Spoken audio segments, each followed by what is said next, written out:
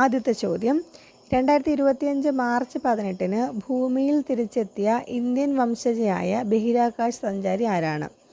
2025 March 18 ഭൂമിയിൽ തിരിച്ചെത്തിയ Indian വംശജയായ ബഹിരാകാശ സഞ്ചാരിയാണ് സുനിത വില്യംസ്. അടുത്ത ചോദ്യം, 2025 കേന്ദ്ര മത്സ്യ മന്ത്രാലയം കരിമീൻ ക്ലസ്റ്ററായി ഉൾപ്പെടുത്തിയ ജില്ല ഏതാണ്? 2025 കേന്ദ്ര മത്സ്യ മന്ത്രാലയം കരിമീൻ ക്ലസ്റ്ററായിട്ട് ഉൾപ്പെടുത്തിയ ജില്ലയാണേത്? കൊല്ലം ജില്ല.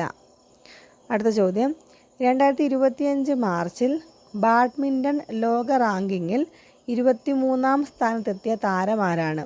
2025 മാർച്ചിൽ ബാഡ്മിൻ്റൺ ലോക റാങ്കിങ്ങിൽ 23-ാം സ്ഥാനത്തെത്തിയ താരമാണ് ആര്? മാളവിക ബെൻസോദ്. അടുത്ത ചോദ്യം, 2025 ലോക ജലദിനത്തിൻ്റെ പ്രമേയം എന്താണ്? 2025 ലോക ജലദിനത്തിൻ്റെ പ്രമേയം എന്താണ്?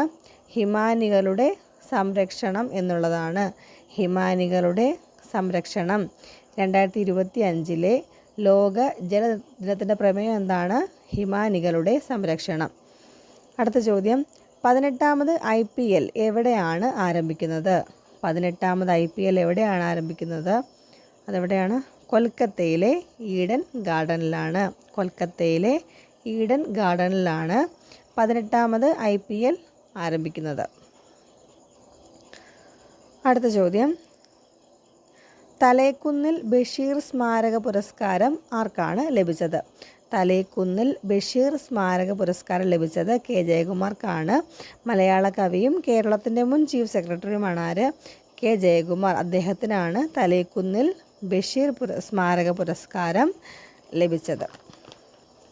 അടുത്ത ചോദ്യം, എയർ ഇന്ത്യയുടെ ഡിജിറ്റൽ ഇന്നൊവേഷൻ കേന്ദ്രം എവിടെയാണ് ആരംഭിച്ചത്? കൊച്ചിയിലാണ്. ലക്ഷ്യം എന്ന് പറയുന്നത് AI, machine learning, data analytics.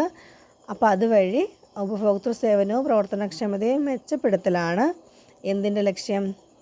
Digital innovation കേന്ദ്രത്തിൻ്റെ ലക്ഷ്യം. അടുത്ത ചോദ്യം, ഇൻഡോ ഫ്രാൻസ് നാവിക അഭ്യാസമായ വരുണ എവിടെയാണ് നടന്നത്? ഇൻഡോ ഫ്രാൻസ് നാവിക അഭ്യാസമായ വരുണ നടന്നത് ഗോവൻ തീരത്താണ്. 2025 മാർച്ച് 23 അഭ്യാസം. അതിൻ്റെ ലക്ഷ്യം എന്താ?